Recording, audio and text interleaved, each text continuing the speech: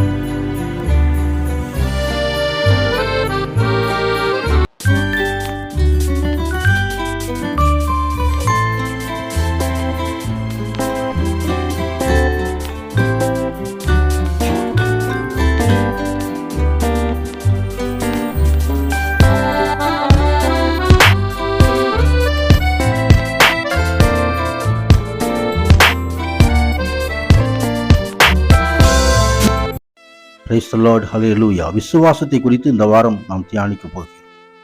எபிரேயர் 11:1 விசுவாசமானது நம்பப்படுகிறவர்களின் உறுதியும் காணப்படாதவைகளின் நிச்சயமுமாய் இருக்கிறது.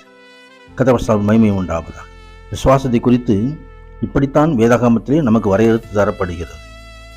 விசுவாசம் இல்லாமல் தேவனுக்கு பிரியமாய் இருப்பது கூடாத காரியம். தேவனிடத்தில் செய்கிறவன் உண்டென்றும் தம்மை தேடுகிறவர்களுக்கு பலனளிக்கிறவர் என்றும் விசுவாசிக்க வேண்டும்.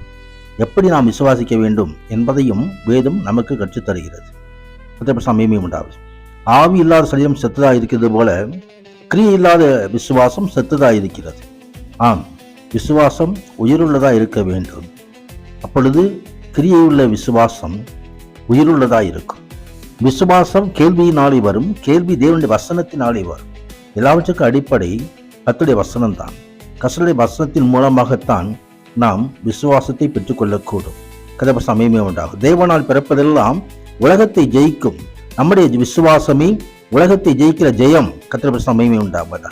உலகத்தை ஜெயித்து வாழ வேண்டிய நாம் இந்த விசுவாசத்தை நாம் நமக்கு மூலகாரணமாக பற்றிக்கொள்ள வேண்டும். விசுவாசத்தினாலே நீதிமான் பிழைப்பான், பின்வாங்கி போனானால் அவன் மேல் என் ஆத்துமா பிரியமாயிராது என்று ஆண்டவர் சொல்கிறதை நாம் பார்க்கிறோம். 10:38 அப்படி எழுதப்பட்டிருக்கிறது. ஆம், விசுவாசத்தினாலே நீதிமான் பிழைப்பான். கர்த்தருக்கு மகிமை உண்டாவதாக. அந்த விசுவாசம் நம்மையும் பிழைக்க பண்ணும், நம்மையும் ஆத்துமா உயிரோடு இருக்க பண்ணும். பொல்லாங்கன் எய்யும் எல்லா அக்னி ஆஸ்திரங்களை எல்லாம் அவித்து போடத்தக்கதாக எல்லாவற்றிற்கு மேலாக விசுவாசம் என்னும் கேடகத்தை பிடித்துக் கொண்டவர்களாக இல்லுங்கள் என்று சொல்லி எபேசியர் 6:16 எழுதப்பட்டிருக்கிறது. கர்த்தருக்கு மகிமை. பொல்லாங்கன் அநேக அக்னி ஆஸ்திரங்களை நம்ம மீது எறிவான். நமக்கு ஒரு கேடகம் உண்டு. அதுதான் ஆண்டவர் தருகிறதான விசுவாசம் என்னும் கேடகம். அதை பிடித்துக் கொள்ளும் போது சத்ருவை நாம் மேற்கொள்ள முடியும். ஒருவன் சமூசையை படினாய் புசித்தால் அவன் விசுவாசம் இல்லாமல் புசிக்கிறபடினாலே ஆக்கினைக்குள்ளாக தீர்க்கப்படுவான். விசுவாசத்தினாலே வராத யாவும் பாவமே. கர்த்தருக்கு மகிமை உண்டாவதாக. ஆம், இவ்விதமாக விசுவாசத்தினாலே நீதிமான்களுக்கு பெற்றிருக்கிறபடியால் நம்முடைய கர்த்தராகிய இயேசு கிறிஸ்துவின் தேவனிடத்தில் சமாதானம் பெற்றிருக்கிறோம். விசுவாசிப்பவனுக்கு ஒரு சமாதானத்தை ஆண்டவர் தருகிறார். கர்த்தருக்கு மகிமை உண்டாவதாக. ஆம், ஆண்டவர் தாமே சமாதான பிரபுவாக இந்த உலகத்திலே கடந்து வந்தவர், சமாதான காரணமாக கடந்து வந்தவர். இயேசு அவள் நோக்கி விசுவாசிக்க கூடுமானால் ஆகும், விசுவாசிப்பவனுக்கு எல்லாம் கூடும் என்றான். விசுவாசிக்கிறவனுக்கு எல்லாம் கூடும். கர்த்தருடைய நாமத்துக்கு மகிமை உண்டாவதாக. அந்த ஆசீர்வாதத்தை நாமும் கூட சுதந்திரித்துக் கொள்வோம்.